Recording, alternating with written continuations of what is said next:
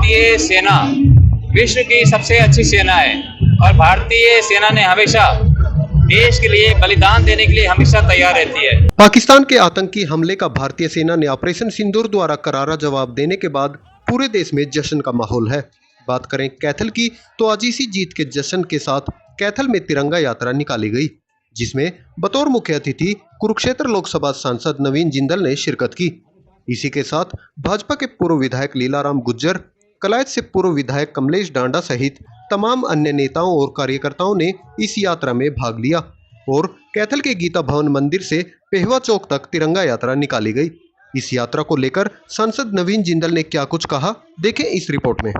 इस ऐतिहासिक तिरंगा यात्रा का आयोजन हुआ और जिसके अंदर हजारों लोगों ने सभी संस्थाओं से, सभी राजनीतिक दलों से, आम जनमानस ने इस तिरंगा यात्रा में हिस्सा लेकर उनका एक ही मकसद था कि वो हमारे यशस्वी प्रधानमंत्री, रक्षा मंत्री राजनाथ सिंह जी, प्रधानमंत्री नरेंद्र मोदी जी, जिनके कुशल नेतृत्व के अंदर ऑपरेशन सिंदूर एक ऐतिहासिक सफलता रहा और हमारी भारतीय सेना जिसके कारण ऑपरेशन सिंदूर एक ऐतिहासिक सफलता रहा, उनका धन्यवाद करना, उनके सम्मान में हमने ये यात्रा निकाली। और कैथल की पावन धरा से ये यात्रा केवल एक कोई यात्रा नहीं थी, ये राष्ट्र धर्म पर चलने का एक संकल्प है हमारा कि हमें अपने देश को एक विकसित राष्ट्र बनाना है और हमेशा अपने देश की अखंडता को मजबूत रखना है।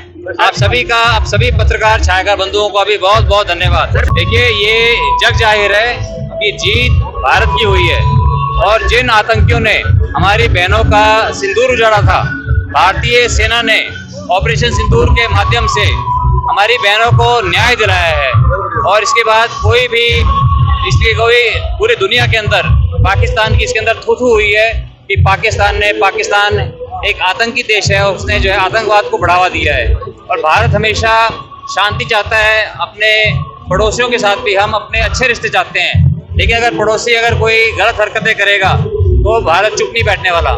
नरेंद्र मोदी जी के कुशल नेतृत्व में हम ईंट का जवाब गोली से देंगे, हम ईंट का जवाब पत्थर से देंगे और किसी तरह से भी हम भारत के नागरिकों को किसी तरह से भी उनको कोई भी आंच नहीं आने देंगे। ये जो लोग जो बोलते हैं कि हमें और लड़ना चाहिए था, हमें ये करना चाहिए था, अभी हमें और लड़ाई बढ़ानी चाहिए थी, उनको समझ की उनको अकल की कमी होती है।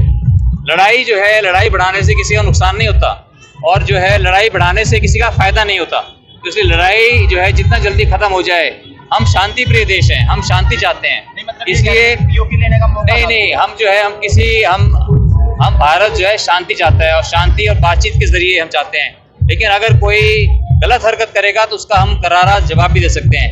लेकिन जो कुछ तमाशगीन होते हैं जो चाहते हैं कि लड़ाई बढ़े, क्योंकि वो सिर्फ जो है सारे दिन काम नहीं करते, वो सारे दिन टीवी के सामने बैठकर सारे दिन सोशल मीडिया पे सिर्फ वो लगे रहते हैं। तो जो तमाशगीन होते हैं वो चाहते हैं कि लड़ाई बढ़े, उनको अकल की बहुत भारी कमी है। अगर लड़ाई ज़्यादा बढ़ती है, हजारों लोग हमारे मरते, लाखों उनके मरते, उससे कोई फायदा नहीं है। हम शांति के जरिए, बातचीत के जरिए हल ढूंढा जा सकता है। भारतीय सेना विश्व की सबसे अच्छी सेना है और भारतीय सेना ने हमेशा देश के लिए बलिदान देने के लिए हमेशा तैयार रहती है। हमें अपने भारतीय सेना पर बहुत गर्व है और भारतीय सेना ने भारत माता का मस्तक गर्व से ऊंचा किया है। धन्यवाद। जय हिंद।